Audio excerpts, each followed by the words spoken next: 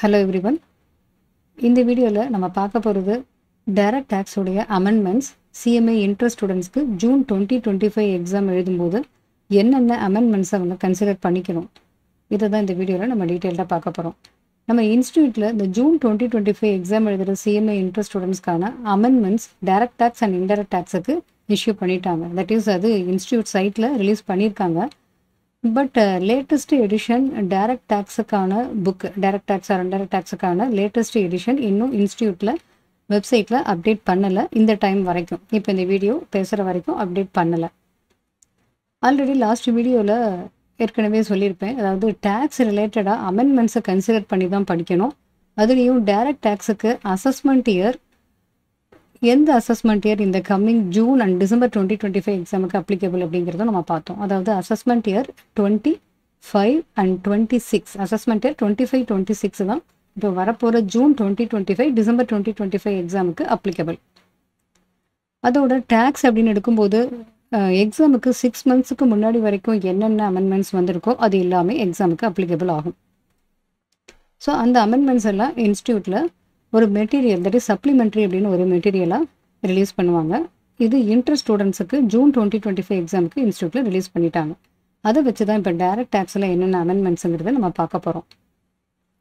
உங்ககிட்ட already book இருக்குது அப்படின்னா அதனுடைய எடிஷனை கண்டிப்பாக பார்த்துக்கோங்க. அந்த எடிஷன் 2024 எடிஷனாக இருந்ததுன்னா அந்த எடிஷனை நீங்கள் ஃபாலோ பண்ணாதீங்க. இன்ஸ்டியூட்டில் இப்போ லேட்டஸ்ட் எடிஷன் அசஸ்மெண்ட் இயர் 25-26க்கானது இன்ஸ்டியூட்டில் இப்போ கூடிய சீக்கிரம் ரிலீஸ் பண்ணிடுவாங்க. அந்த பிடிஎஃப்பை ஃபாலோ பண்ணுங்கள். சப்போஸ் உங்களுக்கு புக்கு ரிசீவ் பண்ணுறப்ப இந்த 25-26 அசஸ்மெண்ட் இயருக்கான புக்கு தான் ரிசீவ் பண்ணியிருக்கீங்கன்னா நீங்கள் அதை ஃபாலோ பண்ணலாம். பட் இதுக்கு முன்னாடி பழைய எடிஷன் புக்கு வச்சுருந்தீங்கன்னா டைரக்ட் டாக்ஸுக்கோ இன்டைரக்ட் டாக்ஸுக்கோ அமெண்ட்மெண்ட்ஸும் சேர்த்து படிக்கணும். ஸோ கரெக்டாக அந்தந்த இடத்துல அமெண்ட்மெண்ட்ஸை நீங்கள் அப்ளை பண்ணி படிக்கலை அப்படின்னா ப்ரொவிஷன்ஸ் வந்து தப்பாக படித்த மாதிரி ஆகிடும். அதனால் கொஞ்சம் கேர்ஃபுல்லாக இருங்க. ஓல்டு எடிஷன் புக்கை நீங்கள் யூஸ் பண்ணுறதா இருந்தால் கரெக்டான அமெண்ட்மெண்ட்ஸை எந்தெந்த இடத்துல அமெண்ட்மெண்ட்ஸ் அப்ளிகபிளோ அதையும் அப்ளை பண்ணி படிக்கணும். அப்படி இல்லைன்னா இதுக்கு பெஸ்ட்டு ஒன் என்னென்னா இன்ஸ்டியூட்டில் அசஸ்மெண்ட் 25-26க்கான direct tax study material release பண்ணின உடனே அதை நீங்கள் ஃபாலோ பண்ணிக்கலாம். அதை பிடிஎஃபாக கூட நீங்கள் ஃபாலோ பண்ணியும் படிக்கலாம். ஸோ இப்போ இன்ஸ்டியூட்டில் அமெண்ட்மெண்ட்ஸ் சப்ளிமெண்ட்ரி அப்படின்னு கொடுத்துருக்காங்கல்ல ஜூன் 2025 எக்ஸாமுக்கு டைரக்ட் டாக்ஸ்க்கு CMA இன்டருக்கான அமெண்ட்மெண்ட்ஸ் என்னென்னங்கிறத நம்ம டீட்டெயிலாக பார்க்கலாம். நம்ம சேனலுக்கு இதான் ஃபஸ்ட் டைம் வந்திருக்கீங்க அப்படின்னா மறக்காமல் சப்ஸ்கிரைப் பண்ணிக்கோங்க. நோட்டிஃபிகேஷன் எனேபிள் பண்ணி வச்சுக்கோங்க. டெலிகிராம் அண்ட் இன்ஸ்டாவில் ஜாயின் பண்ணாமல் இருந்தீங்கன்னா லிங்க் டிஸ்கிரிப்ஷனில் இருக்குது, ஜாயின் பண்ணிக்கோங்க. இந்த supplementary for June 2025 exam CMA inter paper 7A direct டாக்ஸுக்கான அமெண்ட்மெண்ட்டு இன்ஸ்டியூட்டில் ரிலீஸ் பண்ண இந்த லிங்க்கு நம்மளுடைய டெலிகிராம் குரூப்பில் பின்டு மெசேஜஸில் இருக்கும். ஸோ அதிலிருந்து நீங்கள் ரெஃபர் பண்ணி இதை பார்த்துக்கலாம். இப்போ இந்த அமெண்ட்மெண்ட்டில் சப்ளிமெண்ட்ரியில் ரொம்ப ரொம்ப முக்கியமான பாயிண்ட்ஸ் எல்லாத்தையும் இங்கே நம்ம பார்க்க போகிறோம். ஃபர்ஸ்ட் அண்ட் ஃபார்மோஸ்ட் என்ன பார்க்கணும், இன்கம் டேக்ஸ் ரேட்டில் என்னென்ன சேஞ்சஸ் இருக்குது. இப்போ இன்கம் டேக்ஸ் ரேட்டில் டிஃபால்ட் டேக்ஸ் ரெஜிமாக இருக்கும்போது default tax regime for individual HUF AOP BOI artificial juridical person 115 BAC தான் டிஃபால்ட் டேக்ஸ் ரெஜிம். இதுக்கான tax rate it is applicable to default tax regime யாருக்கு அப்ளிகபிள், இண்டிவிஜுவல் HUF AOPயில் other than cooperative society and BOI AJP இது எல்லாத்துக்குமே default tax regime applicable. இங்கே இதுக்கான rate of tax என்ன, இந்த அசஸ்மெண்ட் இயர் நம்ம பார்க்க போகிற அசஸ்மெண்ட் இயர் 25-26 தான் நம்ம எக்ஸாமுக்கு அப்ளிகபிள் ஜூன் 2025 எக்ஸாமுக்கு. ஸோ இங்கே rate of tax for assessment year 25-26 in case of default tax regime up to 3 lakhs வரைக்கும் நில், 3 lakhsக்கு மேலே 7 lakhs வரைக்கும் 5% டேக்ஸ் ரேட், 7 lakhsக்கு மேலே 10 lakhs வரைக்கும் 10%, 10 lakhsக்கு மேலே 12 lakhs வரைக்கும் டோட்டல் இன்கம் இருந்தால் 15%, அண்ட் 12 lakhsக்கு மேலே 15 lakhs வரைக்கும் டோட்டல் இன்கம் இருக்கும்போது 20% டேக்ஸ் ரேட், 15 lakhsக்கு மேலே டோட்டல் இன்கம் இருந்தால் எல்லாத்துக்கும் 30% tax rate applicable. So income டேக்ஸை நம்ம கேல்குலேட் பண்ணுறப்ப டோட்டல் இன்கமில் அப் டு 3 lakhs வரைக்கும் நில், 3 to 7 lakhs இந்த இடத்துல கொஞ்சம் கேர்ஃபுல்லாக இருக்கணும். என்னென்னா ஃபஸ்ட்டு வந்து பார்த்தீங்கன்னா 3 lakhs வரைக்கும் நில் ஓகே, அடுத்தது 3 to 7 lakhs அப்படின்னா இந்த 4 lakhsக்கு 5%, அடுத்து வர்றது 7லேருந்து 10 lakhs அப்படின்னா நெக்ஸ்ட்டு ஒரு 3 lakhsக்கு 10%, அடுத்தது 10லேருந்து 12 lakhs அப்படின்னா 2 lakhsக்கு 15%, அண்ட் 12 lakhs to 15 lakhsங்கிறப்ப திருப்பியும் இங்கே 3 lakhs வருது. இந்த 3 lakhsக்கு 20%, above 15 lakhsக்கு 30%. ஸோ இது கொஞ்சம் கேர்ஃபுல்லாக ஞாபகம் வச்சுக்கணும். லாஸ்ட் அசஸ்மெண்ட் இயர்லாம் பார்த்தோம்னா 3 lakhs 3 lakhs 3 lakhsஆக இருக்கும். பட் இப்போ வந்து கொஞ்சம் அமௌண்ட்டும் மாறி இருக்கு. ஃபஸ்ட்டு 3 lakhs வரைக்கும் நில், அடுத்தது 3 to 7 lakhs வரைக்கும் இருக்கிற இன்கம் எல்லாத்துக்கும் 5%. தட் இஸ் மேக்ஸிமம் 7 lakhs வரைக்கும் இன்கம் இருக்கிறப்போ அந்த டோட்டலாக 4 lakhsக்கும் 5%. அடுத்து வர்றது 10 lakhs வரைக்கும் 3 lakhs, அதாவது டிஃப்ரென்ஸ் இந்த 7 to 10 lakhs இருக்கிற டிஃப்ரென்ஸ் 3 lakhsக்கு 10%. ஸோ இந்த மாதிரி அமௌண்ட்டை கொஞ்சம் கேர்ஃபுல்லாக ஞாபகம் வச்சுக்கோங்க. ரேட் ஆஃப் டேக்ஸில் பார்க்கும்போது 5, 10, 15, 20% வரைக்கும் வரும். அடுத்தது 25 வராது, 30% தான் above 15 lakhsக்கு அப்ளிகபிள். அடுத்தது rebate.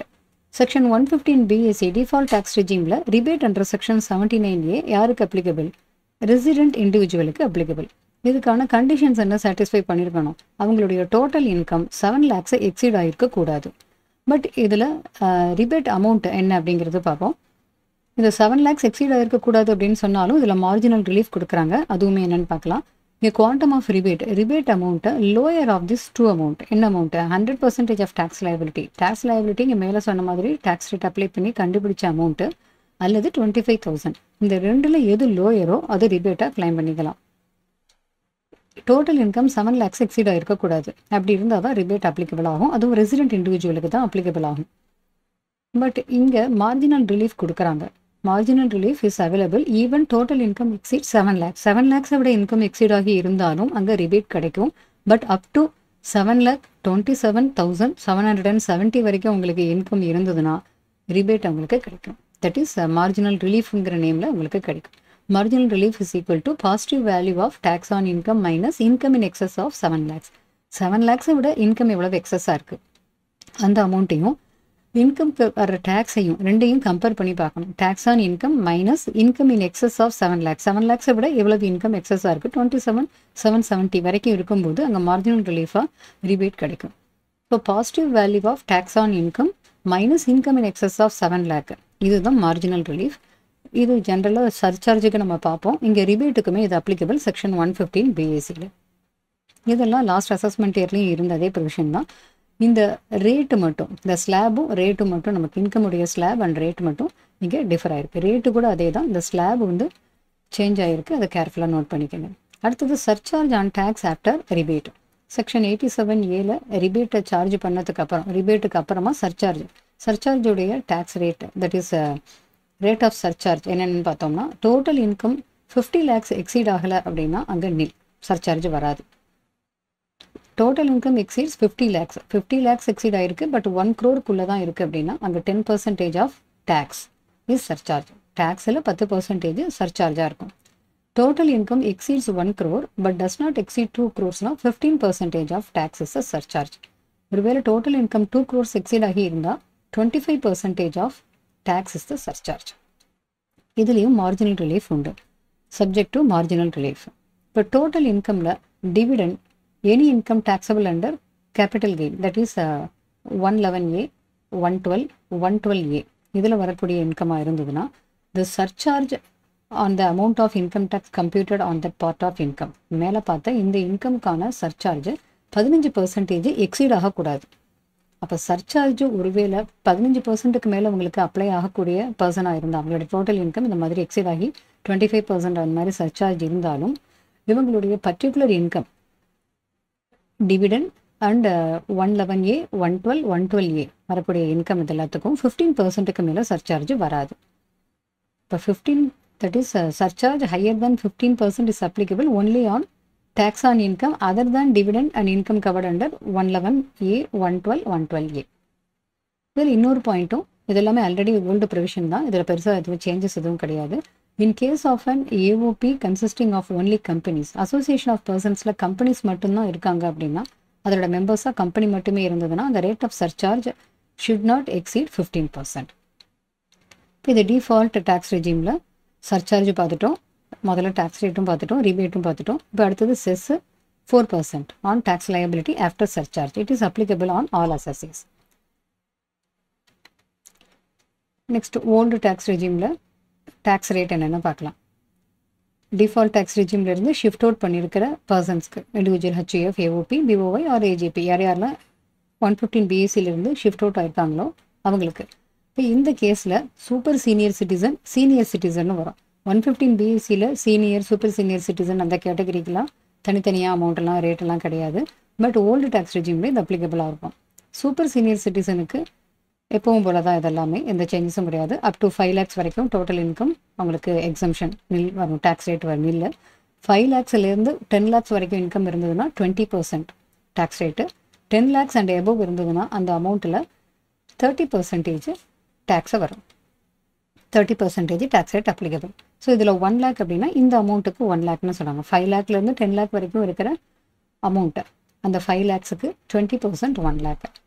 Super senior citizen means a person who is resident in India. இந்தியாவில் ரெசிடெண்ட்டாக இருக்கிற பர்சன் அந்த ப்ரீவியஸ் இயரில் அட்லீஸ்ட் 8 years அவங்களுக்கு கம்ப்ளீட் ஆகிருக்கணும். ஸோ இப்போ any resident person born before 2/4/1945 2/4/1945 அதுக்கு முன்னாடி பிறந்தவங்களாக இருக்கணும். இப்போ 1/4/1945 பிறந்திருந்தாலும் அவங்களுக்கு இங்கே சூப்பர் சீனியர் சிட்டிசன்ற கேட்டகரியில் வருவாங்க. அடுத்தது சீனியர் சிட்டிசன். சீனியர் சிட்டிசனில் டோட்டல் இன்கம் 3 lakhs வரைக்கும் நில், டேக்ஸ் வராது, எக்ஸம்ஷன். 3 to 5 lakhs வரைக்கும் 5% டேக்ஸ் ரேட்டு.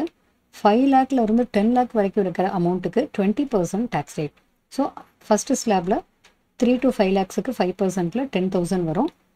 அடுத்தது 5 to 10 lakhs வரைக்கும் இருக்கிற அமௌண்ட்டு 20%னா 1 lakh. ஸோ டோட்டலாக 1,10,000 ப்ளஸ் இது 10 lakhs வரைக்கும் இருக்கிற இன்கம்க்கான டோட்டல் டேக்ஸ் 1,10,000. 10 lakhsக்கு மேலே இருக்கிற எல்லாத்துக்கும் 30% tax rate applicable. Senior citizen means resident person அவங்களுக்கு அட்லீஸ்ட் 60 years அந்த ப்ரீவியஸ் இயரில் complete ஆகிருக்கணும். Who is of at least 60 years of age at any time during the relevant previous year. இங்கேயுமே என்ன சொல்கிறாங்க, 2/4/1945க்கு அப்புறம் பிறந்தவங்க on or after 2/4/1945 but before 2/4/1965 பிறந்தவங்க எல்லாருமே இந்த இயரில் இப்போ நம்ம பார்க்குற assessment year 25-26 R previous year 24-25 senior citizen எடுத்துக்கலாம். மற்ற இண்டிவிஜுவல் ஹெச்யூஎஃப் இப்போ மேலே பார்த்து சீனியர் சூப்பர் சீனியர் சிட்டிசனை தவிர மற்ற individuals and HUF AOP BOI and AJP இவங்களுக்கெல்லாம் அப் டு 2.5 lakhs வரைக்கும் நில், 2.5 lakhs to 5 lakhs வரைக்கும் 5% டேக்ஸு, 5 lakhலேருந்து 10 lakhs வரைக்கும் இருக்கிற அமௌண்ட்டுக்கு 20% tax and 10 lakhs and above இருக்கிற அமௌண்ட்டுக்கு 30% டேக்ஸ் அப்ளிகபிள். ஸோ அவங்களுடைய இன்கம் 10 lakhs வரைக்கும் 10 lakhs ஆர் எபோவ் இருந்ததுன்னா அப் டு 10 lakhs வரைக்குமான டேக்ஸு 1,12,500. 2,50,000 to 5 lakh வரைக்கும் டோட்டலாக 5% 12,500 வரும். அடிஷ்னலாக 5 to 10 lakhs வரைக்கும் 20%ல் 1 lakh வரும். அந்த ரெண்டும் சேர்ந்து 10 lakh வரைக்கும் 1,12,500 டேக்ஸ் ரேட். அதுக்கப்புறமா இருக்கிற எல்லா அமௌண்ட்டுக்கும் 30% டேக்ஸ் ரேட் அப்ளிகபிள். இப்போ இந்த இண்டிவிஜுவல் எல்லாருமே senior or super senior citizen இல்லாத பர்சன்ஸ். அப்போ அவங்கள நான் ரெசிடென்ட் இண்டிவிஜுவலும் included and born on or after 2/4/1965 அந்த இண்டிவிஜுவல்ஸ் எல்லாம் இங்கே இந்த ஸ்லாப் ரேட்டில் வருவாங்க. ஓல்டு டேக்ஸ் ரெஜிமில் tax rebate under section 87A இங்கேயும் ரெசிடென்ட் இண்டிவிஜுவலுக்கு தான் அது applicable. Conditions to be satisfied அவங்களுடைய total income does not exceed 5 lakhs இருக்கணும். ரிபேட் எவ்வளவு available, lower of this 2 amount. என்னென்ன அமௌண்ட்டு 100% ஆஃப் டேக்ஸ் லைபிலிட்டி அவங்களுடைய டோட்டல் இன்கமில் எவ்வளவு டேக்ஸ்னு கால்குலேட் பண்ணி அந்த அமௌண்ட்டு அல்லது 12,500 இந்த ரெண்டில் எது லோயரோ ரிபேட்டாக கிளைம் பண்ணிக்க முடியும். Surcharge on tax after rebate under section 87A surcharge rate total income does not exceed 50 lakhs இருந்தால் சர்சார்ஜே வராது. டோட்டல் இன்கம் 50 lakhsக்கு எக்ஸீடாக இருக்குது பட் 1 crore இருக்குது அப்படின்னா 10% of tax is the surcharge. Total income exceeds 1 crore but not exceed 2 crores 15% surcharge rate. 2 crores to 5 crores வரைக்கும் இருக்கும்போது total income exceeds 2 crores but not exceed 5 crores 25% of tax is surcharge and total income exceeds 5 crores இருந்தால் 37% of tax is the surcharge rate. இங்கே சர்சார்ஜுக்கு marginal relief available. So இந்த old tax ரெஜிமில் surcharge rate 37% வரைக்கும் வரும். அந்த பாயிண்ட்டும் இங்கே நோட் பண்ணணும். ஸோ இதில் மார்ஜினல் ரிலீஃப் அவைலபிள். மற்றபடி இந்த இன்கம் டிவிடெண்ட் இன்கமோ அல்லது கேபிட்டல் கெயினில் 111A 112 112Aல இன்கம் இருந்ததுன்னா அந்த போர்ஷனுக்கு 15%க்கு மேலே சர்சார்ஜ் அப்ளிகபிள் ஆகாது.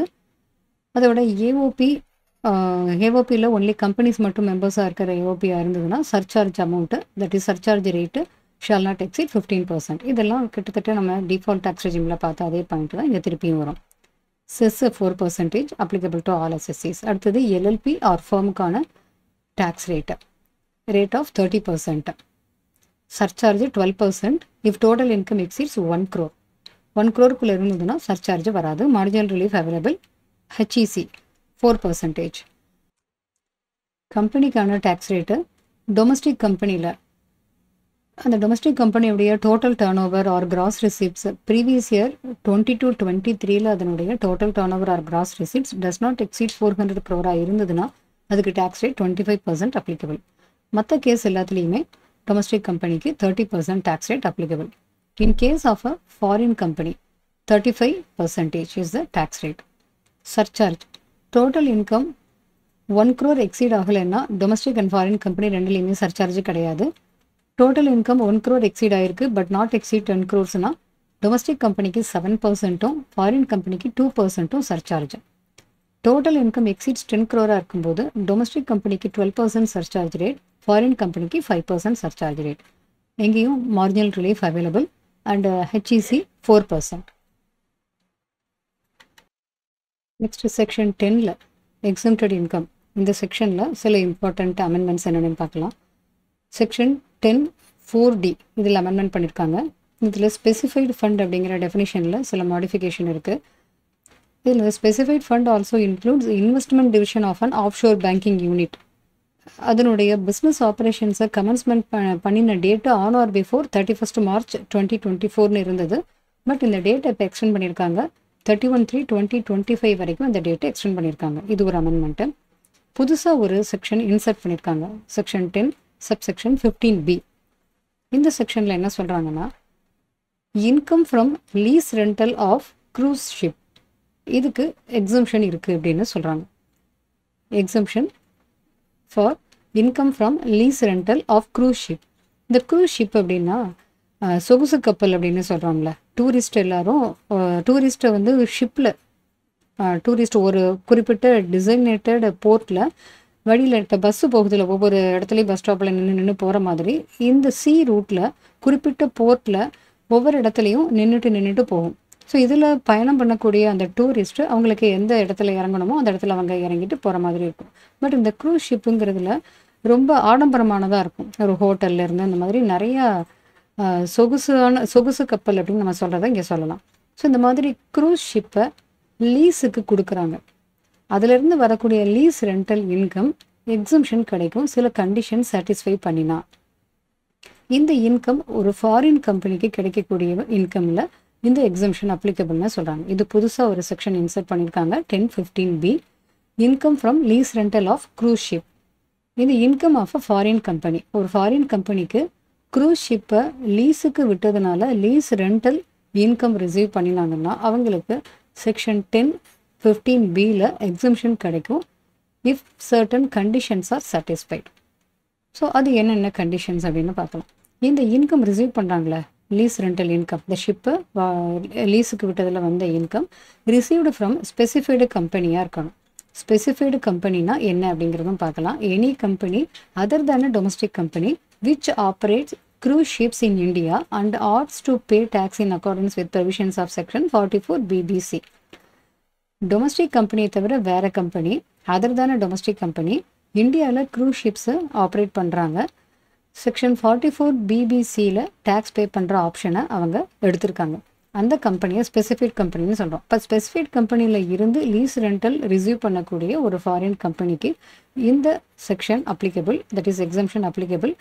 குறிப்பிட்ட கண்டிஷன் சாட்டிஸ்ஃபை பண்ணிடணும். அதில் ஒரு கண்டிஷன் தான் இப்போ பார்த்தோம். அந்த இன்கம் ரிசீவ் பண்ணுறது ஸ்பெசிஃபைட் கம்பெனிலேருந்து இருக்கணும். அந்த specified company operate such ships in India. Such ஷிப்ஸ்னால் இந்த க்ரூஸ் ஷிப்ஸ். இந்த ஃபாரின் கம்பெனியும் ஸ்பெசிஃபைட் கம்பெனியும் ரெண்டுமே ஒரே ஹோல்டிங் கம்பெனியுடைய சப்சிடிரிஸாக இருக்கணுங்கிறது அடுத்த ஒரு point. Foreign company lease rental income receive பண்ணுறாங்க, ஸ்பெசிஃபைட் கம்பெனி அந்த லீஸ் ரெண்டல் இன்கமை கொடுக்குறாங்க. பட் அந்த ரெண்டு கம்பெனியுமே ஒரே ஹோல்டிங் கம்பெனியுடைய சப்சிடிரிஸாக இருக்கணுங்கிறது இன்னொரு கண்டிஷன். அதோட மூணாவது கண்டிஷன், இன்கம் ரிசீவ்ட், இந்த லீஸ் ரெண்டல் இன்கம் ரிசீவ் பண்ணுறதோ அல்லது accrue or arises in India for any relevant assessment year.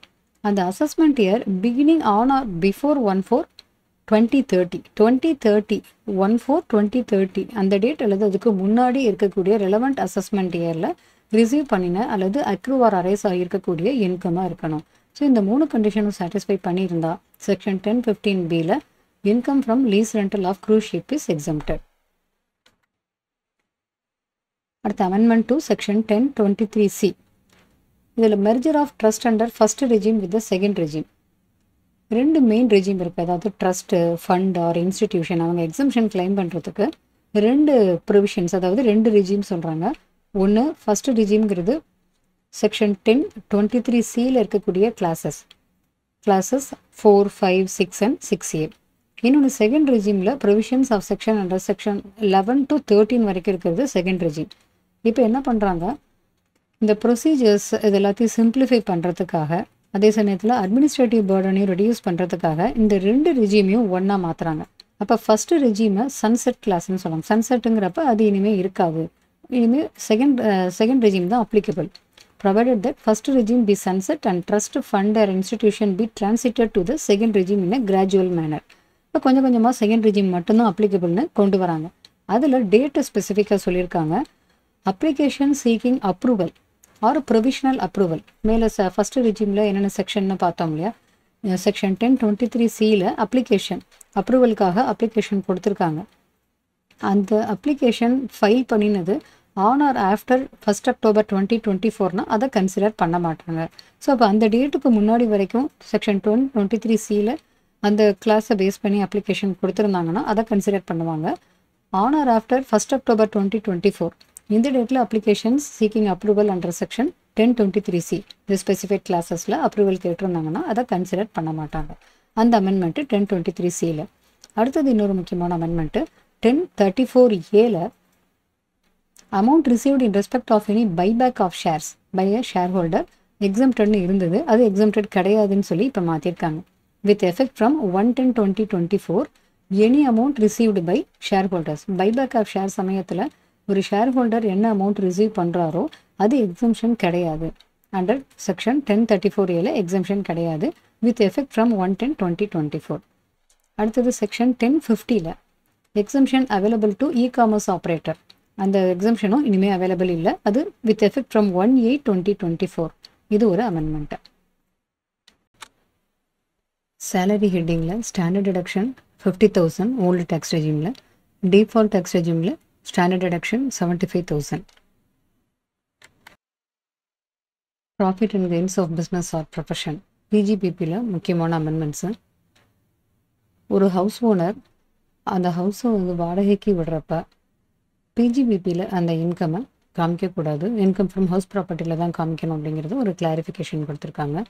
Income from letting out of a residential house or part of the house by the owner shall not be chargeable under PGBP, only chargeable under income from house property. Next 80CCDயில் deduction avail பண்ணுறதுக்கு non government எம்ப்ளாயீஸ்க்கும் அங்கே சேலரியோடைய பர்சன்டேஜை increase பண்ணியிருக்காங்க. அதாவது amount of employer contribution allowed as deduction to the employer contribution amount deduction 80CCDயில் எம்ப்ளாயருக்கு கிடைக்கும். அந்த அமௌண்ட்டை increase பண்ணியிருக்காங்க. 10% of employee salary அப்படின்னு இருந்தது 14% from the extent of 10% to the extent of 14% of salary of the employee in the previous year. 80CCDயில் employer contribution deduction avail பண்ணிக்க முடியும். அந்த அமௌண்ட்டு எம்ப்ளாயியுடைய சேலரியில் 10% வரைக்கும் அப்படின்னு இருந்தது டு தி எக்ஸ்டென்ட் ஆஃப் 14%ன்னு இன்க்ரீஸ் பண்ணியிருக்காங்க. Next one disallowance of settlement amount being paid to settle contravention. Business ரிலேட்டடான எக்ஸ்பென்சஸை டிடக்ஷனாக கிளைம் பண்ணுறப்ப செக்ஷன் 37ல் பிஸ்னஸ்க்கு மட்டுமே பண்ணியிருக்கக்கூடிய expenses that is expenditure incurred wholly and exclusively for the purpose of business or profession இருந்தா it is allowed as deduction அப்படின்னு இருக்கும். Business expenditure ஜென்ரலாக டிடக்ஷனாக கிளைம் பண்ண முடியும் அப்படின்னாலும் அதில் ஒரு கண்டிஷன் சொல்லியிருப்பாங்க. ஒரு எக்ஸ்பெண்டிச்சர் இன்கர் பண்ணினது ஒரு அஃபென்ஸ்க்காகவோ ஒரு குற்ற செயலுக்காகவோ அல்லது சட்டத்தில் தடை செய்யப்பட்ட ஒரு பர்பஸ்க்காக எக்ஸ்பெண்டிச்சர் இன்கர் பண்ணியிருந்தால் அதுக்கு டிடக்ஷன் கிடைக்காது அப்படின்னு ஒரு பாயிண்ட் இருக்கும். ஸோ அது பிஸ்னஸ் பர்பஸ்க்காக பண்ணதாக அதை எடுத்துக்க முடியாது, அதனால் அதுக்கு டிடக்ஷன் கிடைக்காதுன்னு இருக்கும் எக்ஸ்ப்ளனேஷன் 1ல். அதை ஃபர்தராக இப்போ அமெண்ட்மெண்ட் பண்ணி ஒரு கிளாரிஃபிகேஷன் கொடுத்துருக்காங்க. Expenditure incurred by an assessee for any purpose which is an offence or which is prohibited by law shall include any expenditure incurred by an assessee to settle proceedings initiated in relation to contravention under any law for the time being in force, as may be notified by the government. So சட்டத்தை மீறி அவங்க நடந்திருக்காங்க, அதுக்கு ரிலேட்டடாக ஒரு settlement பண்ணுறாங்க. ஒரு settlement ப்ரொசீடிங்ஸ்க்காக அந்த அமௌண்ட்டை இன்கர் பண்ணியிருந்தாங்கன்னா அந்த எக்ஸ்பெண்டிச்சருமே டிடக்ஷனாக கிடைக்காது. ஏன்னா சட்டத்தை மீறி ஒன்று பண்ணியிருக்காங்க, அதில் ஒரு சொல்யூஷன் கிடைக்கிறதுக்காக செட்டில்மெண்ட் ப்ரொசீடிங்ஸ்க்கு ஒரு அமௌண்ட்டை பே பண்ணுறாங்க. ஸோ அந்த அமௌண்ட்டுமே இங்கே பிஸ்னஸ் ரிலேட்டடாக பண்ணினதாக எடுத்துக்க முடியாது, அதுக்கு டிடக்ஷன் கிடைக்காது. அது ஒரு அமெண்ட்மெண்ட்டு. பார்ட்னர்ஷிப்பில் ஒர்க்கிங் பார்ட்னர்ஸ்க்கான ரெமுனரேஷன் டிடக்ஷனாக பிஸ்னஸில் கிளைம் பண்ணுறதுக்கான லிமிட்டை இப்போ சேஞ்ச் பண்ணியிருக்காங்க. Increase in limit of remuneration to working partners of a firm allowed as deduction. Already இருந்தது. ஃபஸ்ட்டு 3 lakhs வரைக்கும் புக் ப்ராஃபிட்டுக்கு maximum remuneration partners remuneration allowed as deduction 90% of book profit or 1,50,000 whichever is higher. 3 lakhsக்கு அப்புறம் மீதி இருக்கிற balance book ப்ராஃபிட்டுக்கு 60% அப்படின்னு இருந்தது. 60% of the next book ப்ராஃபிட்னு இருந்தது. பட் இப்போ அதை அமெண்ட்மெண்ட் பண்ணியிருக்காங்க. To increase the limit of remuneration to working partners in a partnership firm which is allowed as deduction. பிஸ்னஸில் தட் இஸ் பார்ட்னர்ஷிப் ஃபார்மில் லாஸ் இருந்ததுன்னா maximum remuneration allowed as deduction is 3 lakh rupees.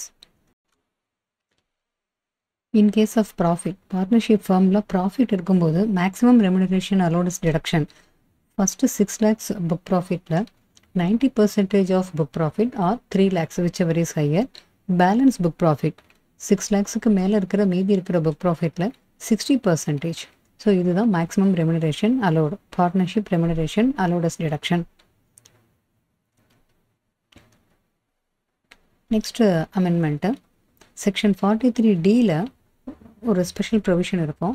அதாவது housing finance அதெல்லாம் கொடுக்கக்கூடிய public கம்பெனிஸ்க்கு income by way of interest in case of public company involved in housing finance, income by way of interest in relation to such categories bad and doubtful debts related interest income receive பண்ணுறப்ப இதுக்கான guidelines issue பண்ணின NHB national housing bank இவங்க issue பண்ண கைட்லைன்ஸ்க்கு ரிலேட்டடாக அந்த debts in relation to such debts shall be chargeable to tax இந்த previous year அப்படின்னு இருக்கும். அது கிரெடிட் பண்ண இயர் அல்லது ரிசீவ் பண்ணுது விச்செவர் இஸ் இயர்லியருங்கிற மாதிரி ப்ரொவிஷன் இருக்கும். பட் இப்போ அமெண்ட்மெண்ட் என்ன அப்படின்னா இந்த ரெஃபரன்ஸ் கொடுத்துருந்தாங்கல்ல கைட்லைன்ஸ் இஷ்யூடு பை NHB அப்படின்னு அந்த ரெஃபரன்ஸை ரிமூவ் பண்ணிட்டாங்க. Amended to remove the reference of NHB from the entire provision of section 43D. Next ரொம்ப முக்கியமான அமெண்ட்மெண்ட்டு கேபிட்டல் கெயினில் பெரிய மேஜர் சேஞ்சஸ் வந்திருக்கு இந்த அசஸ்மெண்ட் இயரில். கேபிட்டல் கெயினில் செக்ஷன் 47ல் சில டிரான்சாக்ஷன்ஸை ட்ரான்ஸ்ஃபர் அப்படின்னு கன்சிடர் பண்ண மாட்டோம். Exclusion of certain transactions not regarded is transfer அப்படின்னு பார்த்துருப்போம் for the purpose of capital gain. So இப்போ இதில் ஒரு அமெண்ட்மெண்ட் இருக்குது. செக்ஷன் 47 கிளாஸ் 3ல் any transfer of a capital asset under a gift or will or an irrevocable trust கிஃப்டாவோ அல்லது உயில் மூலமாகவோ அல்லது இரிவக்கபிள் ட்ரஸ்ட்லேயோ ஒரு கேபிட்டல் அசெட்டை ட்ரான்ஸ்ஃபர் பண்ணுறப்ப கேபிட்டல் கெயின் சார்ஜபிலிட்டி அங்கே அப்ளை ஆகாது அப்படின்னு இருக்கும். அதில் ஒரு அமெண்ட்மெண்ட் பண்ணியிருக்காங்க. இந்த மாதிரி gift bill R irrevocable trust மூலமாக ஒரு கேபிட்டல் அசெட்டை ட்ரான்ஸ்ஃபர் பண்ணுறப்ப அதில் கேபிட்டல் கெயின் ப்ரொவிஷன்ஸ் அப்ளிகபிள் ஆகாது அப்படின்னு சொல்லும்போது அந்த கிஃப்ட் ஆர் பில் மூலமாக ட்ரான்ஸ்ஃபர் பண்ணினது இண்டிவிஜுவல் ஆர் HUF-ஆக இருக்கணும். அப்போ அந்த மாதிரி சுச்சுவேஷனுக்கு மட்டும்தான் கேபிட்டல் கெயின் ப்ரொவிஷன்ஸ் வராது அப்படின்னு அமெண்ட்மெண்ட் பண்ணியிருக்காங்க. ஏன்னா கிஃப்டாக கொடுக்குறோன்னு வச்சுக்கோங்களேன், அதில் நேச்சுரல் லவ் அண்ட் அஃபெக்ஷன் இருக்கணும். அப்படி இருக்கிறப்ப ஒரு ஹியூமன் பீயிங்கால தான் இந்த மாதிரியே செய்ய முடியும். அதனால தான் இண்டிவிஜுவல் அண்ட் HUF இவங்க கேபிட்டல் அசெட்டை gift or will or irrevocable trust மூலமாக ட்ரான்ஸ்ஃபர் பண்ணுறப்ப இந்த ப்ரொவிஷன் அப்ளை ஆகாது அப்படிங்கிற இந்த பாயிண்ட்டை இங்கே கொண்டு வந்திருக்கு.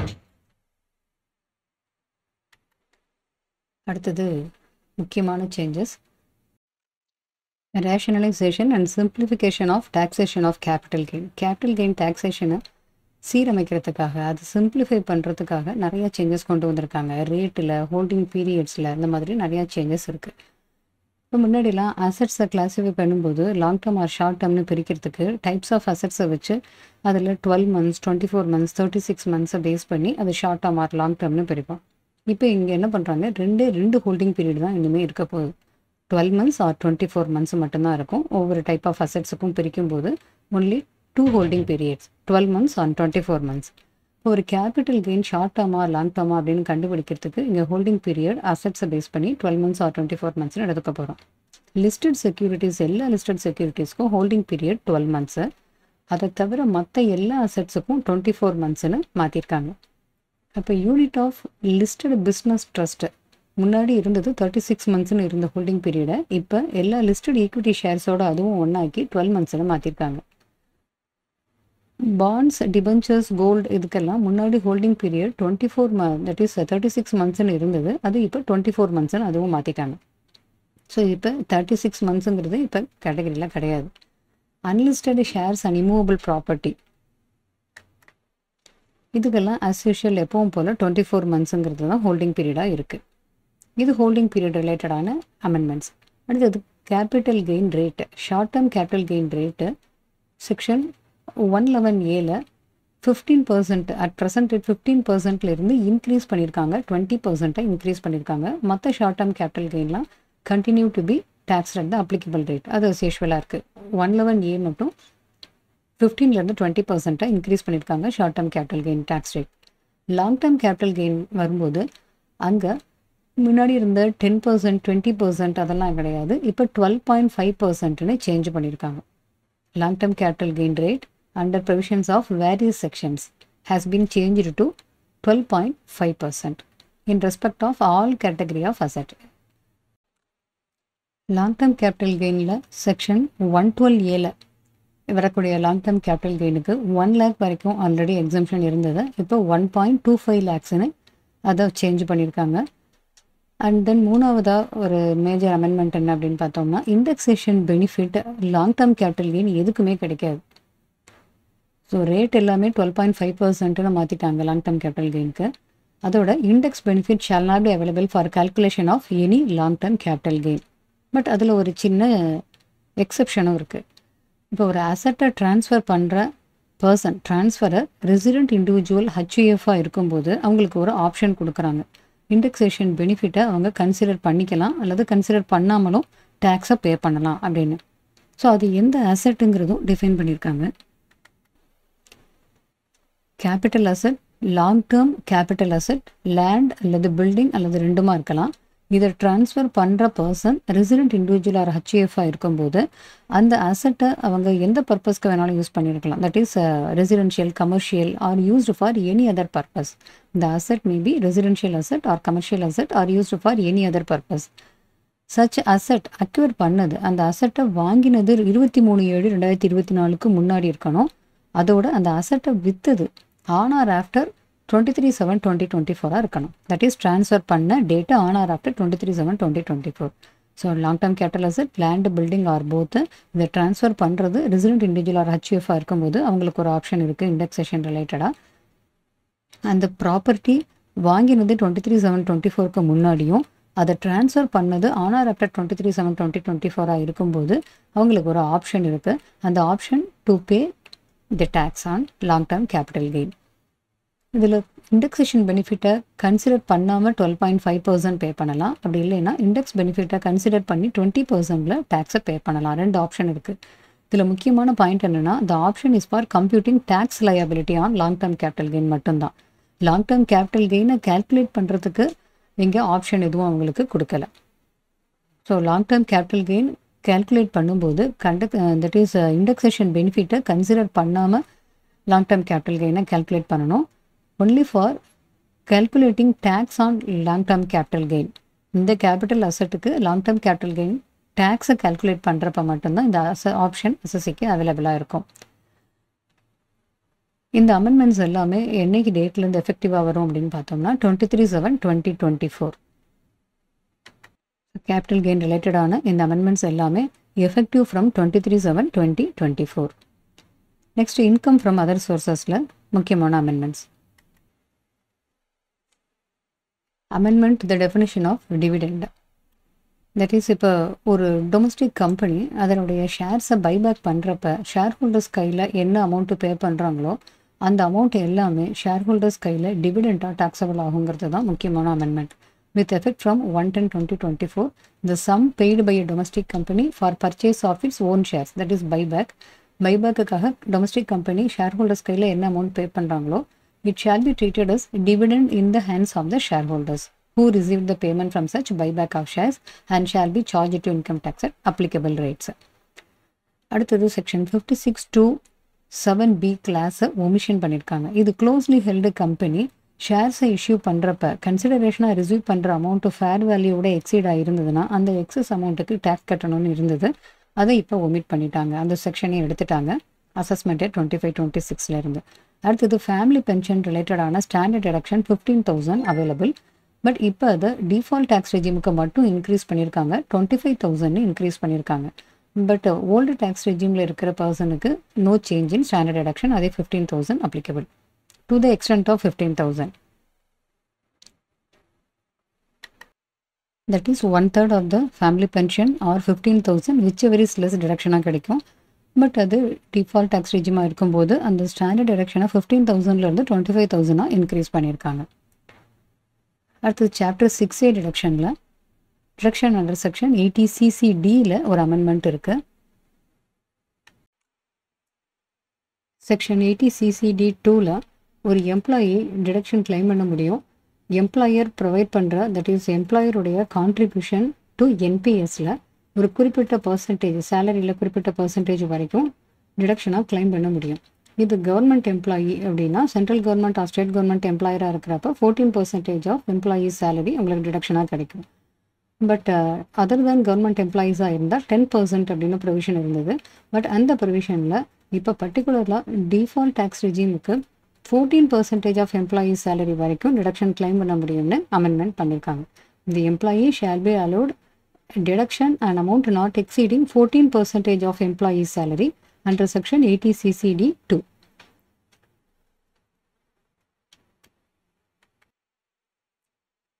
Where the contribution has been made by any other employer, not being a government employer, any other employer provide பண்றப்ப this is being increased only in case where employee's salary is chargeable to tax under default tax regime. Default tax regimeல தான் அந்த 14% இன்க்ரீஸ் பண்ணியிருக்காங்க. Old tax ரெஜிம்னா not exceeding 10% of employee சேலரியாக இருக்கும். இது அதர் தேன் கவர்மெண்ட் எம்ப்ளாயராக இருந்தாங்கன்னா எம்ப்ளாயருடைய கான்ட்ரிபியூஷன் டு என்பிஎஸில் எம்ப்ளாயிக்கு கிடைக்கக்கூடிய டிடக்ஷன் அண்டர் செக்ஷன் 80CCD2. அடுத்தது return of income and PAN. இதில் ஒரு அமெண்ட்மெண்ட் இருக்குது. ஆதார் நம்பருக்கு பதிலாக ஆதார் என்ரோல்மெண்ட் ஐடியை கோட் பண்ணக்கூடிய ப்ரொவிஷனை டிஸ்கண்டினியூ பண்ணியிருக்காங்க. பர்மனெண்ட் அக்கௌண்ட் நம்பருக்கு அப்ளிகேஷன் போடுறப்ப அல்லது return of income return submit பண்ணுறப்ப ஆதார் நம்பருக்கு பதிலாக ஆதார் என்ரோல்மெண்ட் ஐடி கோட் பண்ணக்கூடிய ப்ரொவிஷனை டிஸ்கண்டினியூ பண்ணியிருக்காங்க. அது ஒரு அமெண்ட்மெண்ட்டு. ஸோ இது every person who has been allotted PAN on the basis of enrolment ID of Aadhaar application form. Aadhaar application form that is enrolment ஐடியை காமிச்சு பேன் நம்பர் அலாட் பண்ணினவங்களுக்கு ஆதார் நம்பரை குறிப்பிட்ட டேட்டுக்குள்ளே இன்டிமேட் பண்ணணும் அப்படிங்கிறதும் இந்த ப்ரொவிஷனில் சொல்லியிருக்காங்க. நெக்ஸ்ட் டிடிஎஸ் டிசிஎஸ் ரிலேட்டடான சில முக்கியமான சேஞ்சஸ் பார்க்கலாம். வித் எஃபெக்ட் ஃப்ரம் 1/10/2024 டிடிஎஸ் ப்ரொவிஷன்ஸில் சில முக்கியமான சேஞ்சஸ். 193 செக்ஷனில் இன்ட்ரெஸ்ட் ஆன் செக்யூரிட்டிஸில் டிடிஎஸ் அப்ளிகபிள் ஆகும். அதில் சில நோட்டிஃபைடு பாண்ட்ஸை இன்க்ளூட் பண்ணியிருக்காங்க. இந்த அமெண்ட்மெண்ட்டில் deduction of tax at source at the time of payment of interest on floating rate savings taxable bonds 2020. Interest payable 10,000 exceed ஆகிருக்கிறப்ப இங்கேயும் TDS applicable அப்படின்னு சொல்கிறாங்க. அடுத்து செக்ஷன் 194ல் பைபேக் ஆஃப் ஷேர் சமயத்தில் ஷேர் ஹோல்டர் ரிசீவ் பண்ணக்கூடிய amount எல்லாமே டிவிடெண்ட்னு அதை இன்கமாக எடுத்துப்போம். டிவிடெண்ட் இன்கமாக ட்ரீட் பண்ணுறதுனால சப்ஜெக்ட் டு TDS. செக்ஷன் 194Cயில் that is payment to contractors அப்படின்னு வரும்போது இதில் ஏதாவது ஒரு டிரான்சாக்ஷன் 194Jல கவர் ஆகி இருந்ததுன்னா அது இதில் திருப்பி கவர் ஆகாது. 194Cயில் வராது அப்படிங்கிறத இங்கே கிளாரிஃபை பண்ணியிருக்காங்க. Any sum refer to in section 194J professional work இதில் இருந்ததுன்னா does not constitute work for the purpose of TDS under section 194C.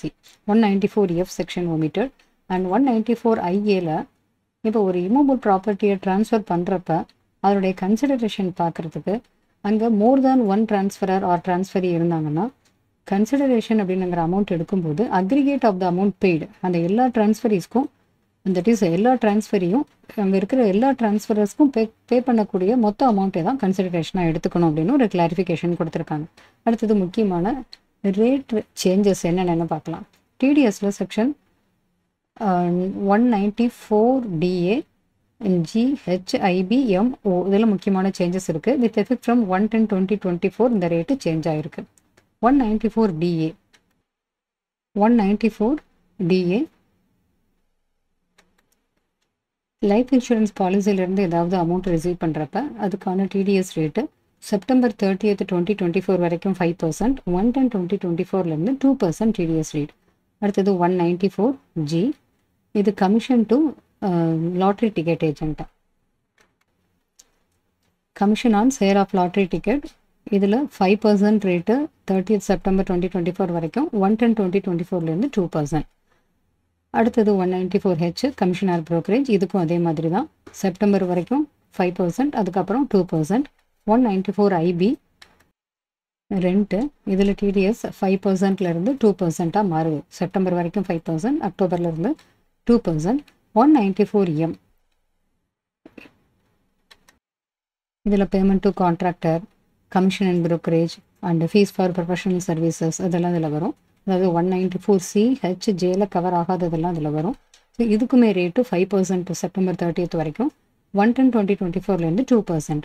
And 194O செக்ஷனில் ரேட்டு 39/2024 வரைக்கும் 1%, 1/10/2024 0.1%. 194Oவில் ECO எலக்ட்ரானிக் காமர்ஸ் ஆப்ரேட்டர் இவங்க டிடிஎஸ் படிக்க வேண்டிய செக்ஷன் இது. இதில் ரேட்டு 1%லேருந்து 0.1%ன்னு சேஞ்ச் பண்ணியிருக்காங்க. இது 39/2024 வரைக்கும் 1%, 1/10/2024 0.1%. Inclusion of taxes withheld outside India for purpose of calculating in total income. நார்மலாக டிடிஎஸ் டிடெக்ட் பண்ணியிருந்தா அந்த இன்கம்மை கிராஸ் அப் பண்ணி இன்கமில் ஆட் பண்ணிவிட்டு அதுக்கப்புறம் தான் அந்த டேக்ஸை நம்ம கிரெடிட்டாக அவைல் பண்ணி காமிப்போம். டிடிஎஸ் ஆல்ரெடி பே பண்ணியிருக்கோம் அப்படின்னு சொல்லி காமிப்போம். அதே தான் இங்கே சொல்கிறாங்க. ஒருவேளை இந்தியாவுக்கு வெளியில் எங்கேயாவது டேக்ஸ் வித்ஹெல்டு பண்ணியிருந்தாங்கன்னா அதையுமே இன்கமில் ஆட் பண்ணணும், அதுக்கப்புறமா தான் அதுக்கு கிரெடிட் அவைல் பண்ணணும் அப்படிங்கிற பாயிண்ட்டு தான் இங்கே சொல்கிறாங்க. So all sum deducted in accordance with provisions of chapter 17B and income tax paid outside India by way of deduction in respect of which assessee is allowed credit against the tax payable under that for the purpose of computing income deemed to be income received. So tax இந்தியாவுக்கு வெளியில் அவங்க withheld பண்ணியிருந்தாலும் அந்த அமௌண்ட்டையுமே இங்கே இன்கமாக காமிக்கணும், அதுக்கப்புறமா அதுக்கு credit avail பண்ணிக்க முடியும். TCS section 206C1F. இப்போ எக்ஸிஸ்டிங் ப்ரொவிஷனில் ஒரு செல்லர் ஒரு மோட்டார் காரை சேல், தட் இஸ் மோட்டார் வெஹிக்கிளை சேல் பண்ணுறப்ப அதனோட வேல்யூ 10 lakhsக்கு மேலே இருந்ததுன்னா அவருக்கு TCS provision applicable. He has to collect from the buyer a sum equal to 1% of sale consideration. டிசிஎஸ்ஸை கலெக்ட் பண்ணணும். இப்போ என்ன பண்ணியிருக்காங்க, இதை அமெண்ட்மெண்ட் பண்ணி மோட்டார் வெஹிக்கிள் இருந்த இடத்துல அதர் குட்ஸும் இன்க்ளூட் பண்ணியிருக்காங்க. கவர்மெண்ட் நோட்டிஃபை பண்ணியிருக்கிற other goods to levy TCS on any other goods of value exceeding 10 lakhs. 10 lakhsக்கு மேலே வேல்யூ எக்ஸீட் ஆகக்கூடிய goods as may be notified by the central government in this behalf. Section 206Cல புதுசாக ஒரு subsection 7A insert பண்ணுறாங்க. ஒரு பர்சனை அசஸி இன் டிஃபால்ட்டுன்னு order போடுறதா இருந்தால், தட் இஸ் அவங்க டேக்ஸை கலெக்ட் பண்ணாமல் விட்டுட்டாங்க அப்படின்னு சொல்லி அவங்களுக்கு அசஸி இன் டிஃபால்ட்னு ஆர்டர் இஷ்யூ பண்ணுறதா இருந்தால் அதுக்கான டைம் லிமிட் என்னென்னு சொல்கிறாங்க. So no order shall be made deeming any person to be assessee in default for failure to deduct or collect tax at any time after the expiry of 6 years. எந்த financial இயரில் இந்த payment R கிரெடிட்டை அது அவங்க collect பண்ணுறாங்க, tax collect பண்ணுறாங்களோ அந்த இயர்லேருந்து 6 yearsக்குள்ளே அவங்கள அசஸி இன் டிஃபால்ட்னா order issue பண்ணியிருக்கணும். அந்த டைம் லிமிட் ஒன்று. இன்னொன்று, ஒருவேளை கரெக்ஷன் ஸ்டேட்மெண்ட் டெலிவர் பண்ணியிருந்தாங்கன்னா, இந்த டிடிஎஸ் டிசிஎஸ் ஸ்டேட்மெண்ட்டில் கரெக்ஷன் ஸ்டேட்மெண்ட் ஏதாவது பண்ணியிருந்தால் அந்த ஃபைனான்ஷியல் இயர் எந்த இயரில் கரெக்ஷன் ஸ்டேட்மெண்ட் பண்ணியிருக்காங்களோ அந்த ஃபைனான்ஷியல் இயர் முடிவில் இருந்து 2 வருஷத்துக்குள்ளே அசஸி இன் டிஃபால்ட்டுங்கிற ஆர்டரை இஷ்யூ பண்ணியிருக்கணும். இந்த 2 டேட்டில் எது லேட்டரோ அது time limit. No order shall be made deeming any person to be assessee in default for failure to deduct or collect tax at any time after the expiry of 6 years from the end of the financial year in which tax was collectible, or 2 years from the end of the financial year in which the correction statement is delivered. இந்த ரெண்டில் எது லேட்டரோ அதுக்குள்ளே உங்களை assessee in default order கொடுக்க முடியும். Then claiming credit of TCS of minor child உடைய TCS ஏதாவது இருந்தால் அது பேரண்ட் கையில் கிளைம் பண்ணிக்கலாங்கிறதுக்கான ஒரு ப்ரொவிஷன், அது அமெண்ட்மெண்ட் கொடுத்துருக்காங்க. Credit of TCS of the minor shall only be allowed where the income of minor is being clubbed with the parent. Parent கையில் அந்த சைல்டுடைய இன்கம் கிளப் ஆகும்போது அந்த மைனருக்காக ஒரு TCS கிரெடிட் இருந்ததுன்னா அதுவும் அவங்களுக்கு அந்த பேரண்ட்டுக்கு அப்ளிகபிள் ஆகும். In computing the total income of any individual, there shall be included all such income as arises or accrues to his minor child. Minor child உடைய இன்கம் பேரண்ட் கையில் கிளப் ஆகும்போது அந்த minor சைல்டுக்கான TCS கிரெடிட்டும் அவங்க இதில் avail பண்ணிக்க முடியும். So parent கையில் தான் இது அலோவ் பண்ணுவாங்க. நெக்ஸ்ட் ஒரு அமெண்ட்மெண்ட், TCS கவர்மெண்ட்டுக்கு இன்னும் பே பண்ணாமல் இருந்தால் நான் payment of tax collected at source to government account அதுக்கான சிம்பிள் இன்ட்ரெஸ்ட்டை இன்க்ரீஸ் பண்ணியிருக்காங்க 1%லேருந்து 1.5% for every month or part thereof. என்னைக்கு டேட்டில் கலெக்ட் பண்ணியிருக்காங்களோ அந்த டேட்டில் இருந்து ஆக்சுவலாக கவர்மெண்ட்டுக்கு அதை பே பண்ண டேட் வரைக்கும் உள்ள பீரியடுக்கு இன்ட்ரெஸ்ட் ரேட்டு 1லேருந்து 1.5% ஃபார் எவ்ரி மந்த்னு இன்க்ரீஸ் ஆயிருக்கு. Notification of certain persons or class of persons as exempt from TCS. TCSலேருந்து குறிப்பிட்ட பர்சன்ஸ் அல்லது கிளாஸ் ஆஃப் பர்சன்ஸுக்கு எக்ஸம்ஷன் கொடுக்குறதோ அல்லது அவங்களுக்கு கம்மி ரேட்டான TCS அப்ளிகபிள்னோ கவர்மெண்ட்டு நோட்டிஃபிகேஷனில் கொடுக்க முடியும். இது ஒரு அமெண்ட்மெண்ட்டாக சொல்லியிருக்காங்க. ஸோ CMA இன்ஸ்டியூட்டில் ஜூன் 2025 எக்ஸாமுக்கான DT அமெண்ட்மெண்ட்ஸை கொடுத்துருக்கிறத இந்த வீடியோவில் நம்ம டீட்டெயிலாக பார்த்துருக்கோம். ரொம்ப முக்கியமான அமெண்ட்மெண்ட்ஸ் எல்லாமே என்னென்னங்கிறது பார்த்துருக்கோம். இது உங்களுக்கு ஜூன் 2025 எக்ஸாமுக்கும் டிசம்பர் 2025 எக்ஸாம் எழுதுகிற ஸ்டூடெண்ட்ஸாக இருந்தாலும் அவங்களுக்குமே இது ரொம்ப யூஸ்ஃபுல்லாக இருக்கும். இந்த வீடியோவை உங்களுடைய ஃப்ரெண்ட்ஸ் யாருக்காவது யூஸ்ஃபுல்லாக இருக்கும்னு நினச்சிங்கன்னா மறக்காமல் ஷேர் பண்ணுங்கள். நம்ம அடுத்த ஒரு டாப்பிக்கில் மீட் பண்ணலாம்.